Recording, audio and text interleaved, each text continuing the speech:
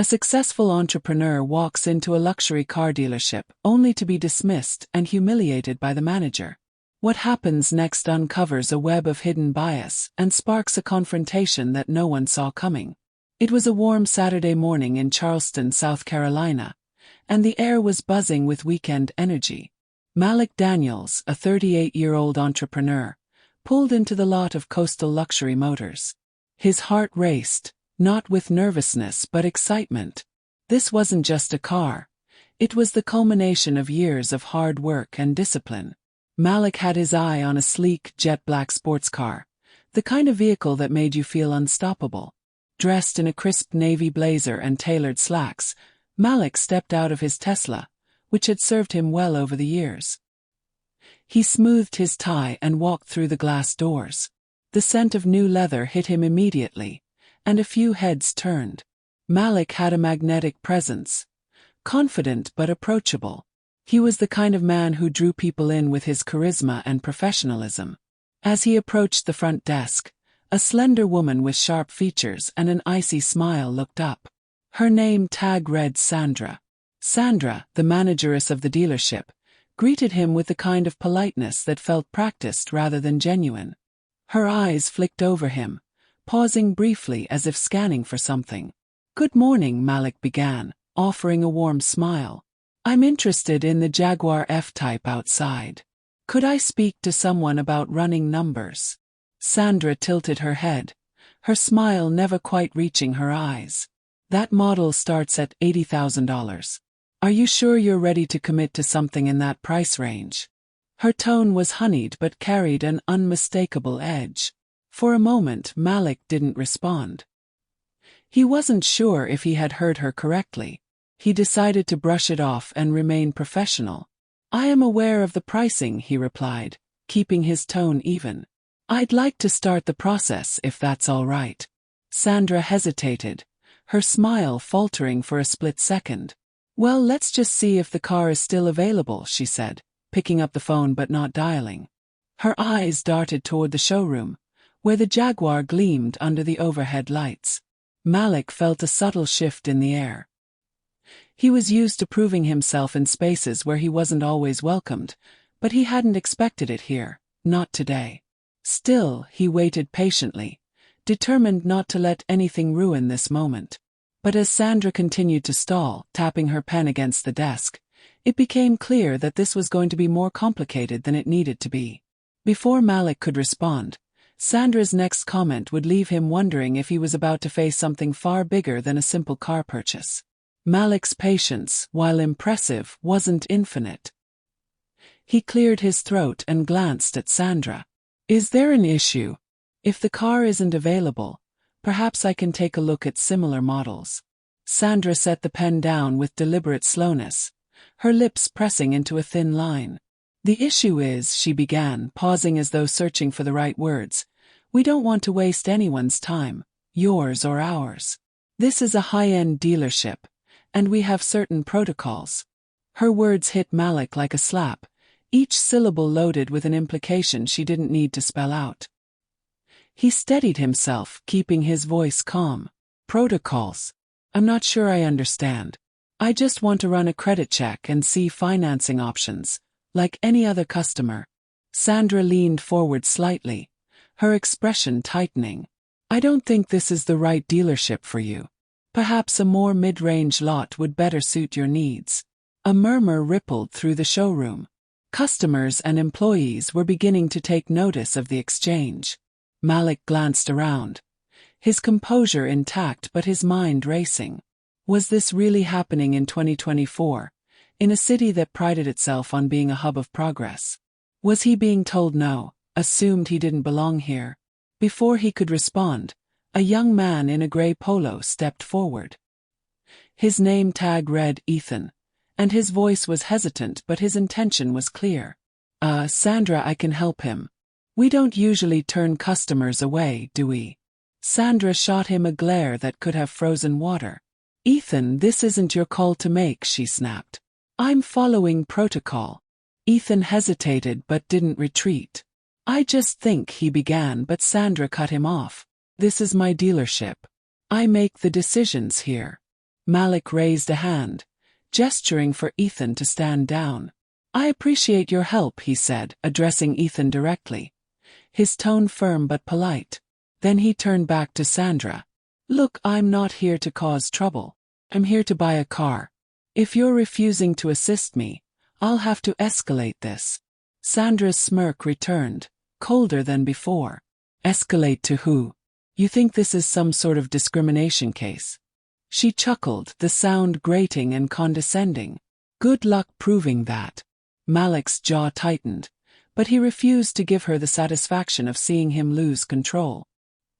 He reached for his phone, intending to document the situation, but before he could press record, a voice from across the room interrupted. "Excuse me," the voice said, firm and commanding. A man in a tailored suit with silver-streaked hair stepped forward. He carried an air of authority, the kind that made people listen. Malik turned, his expression shifting from frustration to curiosity. The man walked up to Sandra. His eyes narrowing slightly, he said, "I couldn't help but overhear. I'm Tony Busby, an attorney, and I'd like to know why this gentleman is being denied service." Sandra faltered, her confidence visibly shaken. "This is a private matter," she said quickly. "It doesn't concern you." Tony ignored her, addressing Malik instead. "Would you mind explaining what's been happening here?" His tone was calm and measured, just the sort of demeanor Malik needed at that moment. Malik hesitated for a beat, then spoke clearly. "I came in to purchase a car. I've been repeatedly dismissed and told I don't belong here." Tony nodded, then turned back to Sandra. "Interesting," he said, his voice cool but pointed. "Do you always determine who belongs here based on arbitrary assumptions?" Sandra opened her mouth to respond, but no words came out. As the tension in the room grew thicker, it became clear that this wasn't just about Malik's car. It was about something much bigger. The showroom had gone silent. Customers stood frozen, some pretending to browse while others openly stared. Even the sales staff exchanged uncertain glances, unsure of whether to intervene or stay out of it. Sandra's defiance wavered as Tony Busby's calm yet piercing gaze bore into her. "I don't appreciate being accused of anything improper," Sandra finally stammered, her voice shaky. "This gentleman simply doesn't meet the requirements we have for financing, that's all." Tony raised an eyebrow. "Financing requirements? That's an interesting claim, considering you haven't even run his credit check." He gestured to the desk, where Sandra had yet to touch the keyboard. "So tell me, what exactly are these requirements based on?" Sandra's face flushed, but she stayed silent. Malik, still standing tall, glanced around the room. He could feel the tide shifting, not just in his favor but toward something larger. People were paying attention now, their eyes no longer indifferent. This wasn't just a moment. It was becoming a statement. Tony took a step closer to Sandra, lowering his voice but ensuring it carried across the room. "Let me make this clear. Refusing to serve a customer based on assumptions or biases is not only unethical but potentially illegal. If this gentleman chooses to pursue this legally, I can assure you it won't end well for your dealership or your career." Sandra's lips quivered as she tried to regain control. "I don't need a lecture," she snapped, but the strength in her voice was gone. "This is a misunderstanding." Tony tilted his head slightly. "Is it? Then let's clear it up right now. Run the credit check, process his request, and let's see if it's really about finances or something else entirely." The air felt electric. Ethan, the young employee, stepped forward again, his voice hesitant but determined. "I can take over from here," he said. "I'll help Mr. Daniels." Sandra glared at him, but before she could object, a ripple of murmurs spread through the room.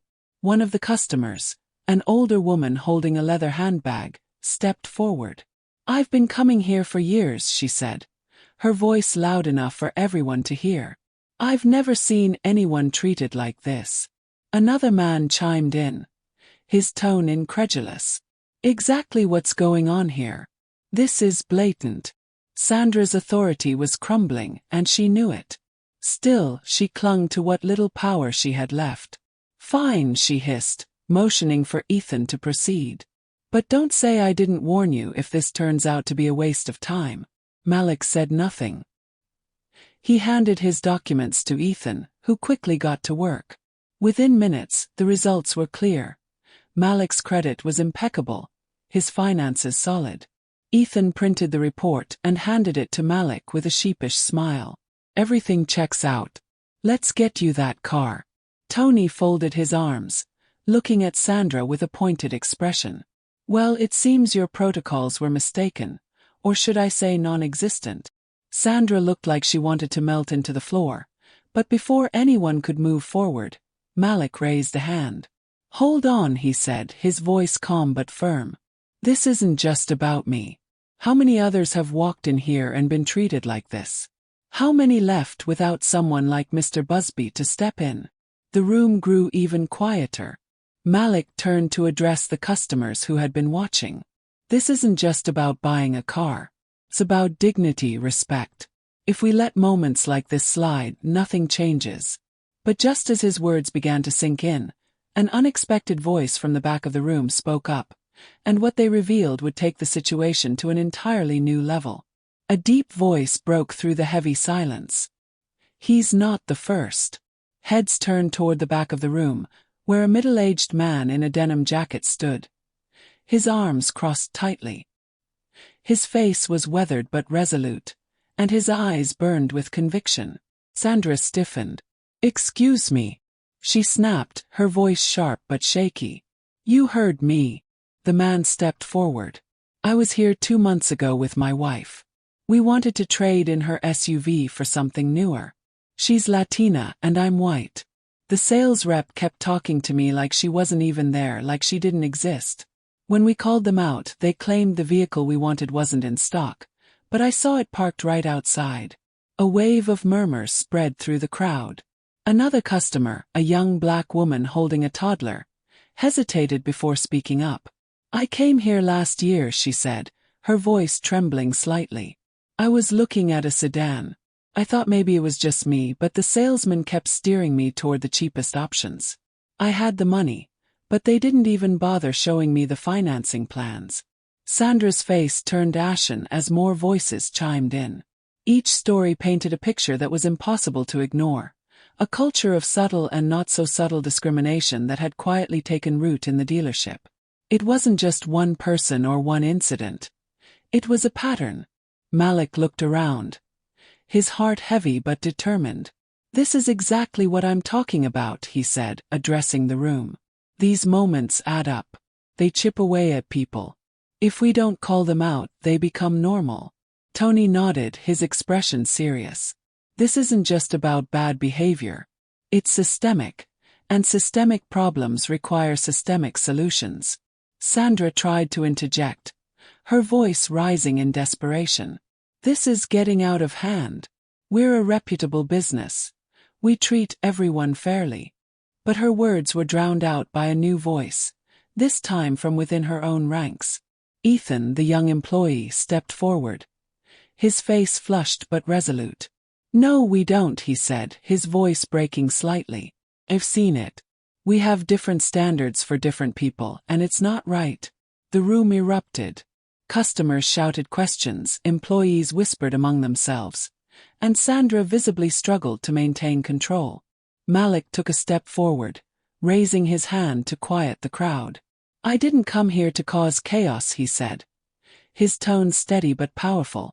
But I also didn't come here to be dismissed. This isn't just about one dealership.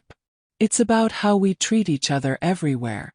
But as the dust settled and the truth came to light, the question lingered. What would be done to make things right? The weight of Malik's words hung in the air, silencing the commotion in the showroom. Sandra's composure was unraveling, her icy demeanor replaced with visible frustration. Enough of this, she barked, slamming a hand on the counter. This is all being blown out of proportion. We run a professional operation here. Tony Busby stepped forward, his voice razor-sharp. Professional. Refusing service without cause isn't professional. It's discriminatory. And the multiple testimonies we've just heard suggest a much deeper problem. Sandra's eyes darted to the office door at the back of the showroom, where the dealership's general manager, a stout man named Douglas Harper, had emerged. He looked frazzled, adjusting his tie as he walked toward the group. "What's going on here?" he asked, his voice loud but strained, trying to project authority. Tony wasted no time. "What's going on is that your dealership seems to have a problem with fair treatment," he said, motioning toward the growing crowd of disgruntled customers. "This isn't just about one incident. This is about a pattern of bias and exclusion that your staff has perpetuated." Douglas's face flushed, but he forced a strained smile. "I'm sure this is all a misunderstanding. Let's discuss this privately and resolve it amicably." Malik stepped forward, his voice calm but resolute. "Oh, this needs to be addressed here, in front of everyone. Too many people have experienced this kind of treatment, and sweeping it under the rug won't change anything." The crowd murmured in agreement. Douglas shifted uncomfortably, his smile faltering. "Mr. Daniels, I assure you we take these accusations seriously. If there's been any misconduct, we'll investigate and handle it appropriately." Malik met his gaze, unwavering. "Good. 'Cause I'm not going to let this slide. You don't get to dismiss people based on your assumptions or prejudices. That stops here." The tension was palpable, but then Ethan spoke up again. "If I may," he said, addressing Douglas. "I've worked here for 3 years. I've seen how we treat some customers differently. Steering them toward cheaper cars, refusing to run credit checks, making excuses. It's not right, and if we don't address it, it's going to destroy our reputation." Douglas glared at Ethan, his frustration boiling over. "You're out of line, son." But Ethan didn't back down. "No, sir, I'm not. I'm just telling the truth." The room fell silent, all eyes on Douglas. He seemed to deflate, the weight of the situation finally sinking in. After a long pause, he turned to Sandra. "We'll need to discuss your conduct further," he said stiffly. Then he looked at the crowd. "To everyone here, I sincerely apologize for any mistreatment you've experienced. This is not the standard we want to uphold." Malik took a deep breath, his anger cooling but his determination intact. "Apologies are a start," he said, "but actions speak louder. If you want to make this right, you need to change your practices, starting now." Douglas nodded reluctantly. "You're right. We'll review our policies and retrain our staff to ensure fairness." The crowd remained skeptical, but there was a sense that something had shifted. Sandra stood frozen, her authority stripped away. Ethan looked relieved but unsure of what would happen next. But even as the situation seemed to settle, the question remained: would real change follow, or was this just damage control? The atmosphere in the showroom remained charged, a blend of relief and lingering doubt. Malik turned to the crowd, his voice calm but firm. "Words are a start, but we need to hold them accountable. This isn't just about one dealership. It's about changing how we approach situations like this everywhere." A ripple of agreement moved through the group. The older man who had spoken earlier gave Malik a nod of respect. "You've got my support. People like Sandra have gotten away with this for too long." Sandra, still standing behind the desk, looked stunned. Her position of authority, once so secure, had crumbled entirely. Douglas, now fully aware of the damage to his dealership's reputation, addressed the crowd again. "We'll begin a full review immediately. Any staff member found to have engaged in discriminatory practices will face consequences." Tony Busby stepped forward, his commanding presence drawing everyone's attention. "I'll be following up to ensure this isn't just talk," he said. "And if anyone here feels they've been wronged, my office will be taking statements." Sandra glared at him but said nothing. Malik, standing tall, extended a hand to Ethan. "Thank you," he said sincerely. "It takes courage to speak up, especially when it's not easy." Ethan shook his hand, his expression a mix of gratitude and determination. "It's the right thing to do." As the crowd began to disperse, many customers approached Malik to thank him for standing up. The young black woman with the toddler smiled warmly. What you did today matters, she said, for all of us. Outside, as Malik walked toward his car, Tony caught up to him. You handled that with grace, Tony said. I've seen situations like this spiral out of control, but you stayed calm. Malik nodded, his voice steady. It's not just about me. It's about showing that we don't have to accept this kind of treatment. We can demand better. Tony smiled, extending his card. If you ever need anything, let me know. You've got an ally. Malik took the card, gratitude flickering across his face. Thanks, Tony. I appreciate it. As he reached his Tesla, Malik glanced back at the dealership. It no longer felt like a place of rejection but a starting point for something bigger. He knew the fight for equality didn't end here, but today was a step in the right direction. Moments like these remind us that progress doesn't come from silence. It comes from standing up, speaking out, and refusing to accept injustice. Malik's story isn't unique, but his determination to confront discrimination with dignity and resolve is an example for all of us. If this story moved you, take a moment to reflect on how we can challenge biases in our own lives. Speak up when you see injustice, support those who are fighting for fairness, and remember that change begins with each of us. If you found this story impactful, please subscribe to our channel for more stories that spark conversation, inspire change, and shine a light on the moments that matter most. Your voice can help amplify these messages and bring us closer to a world where everyone is treated with respect.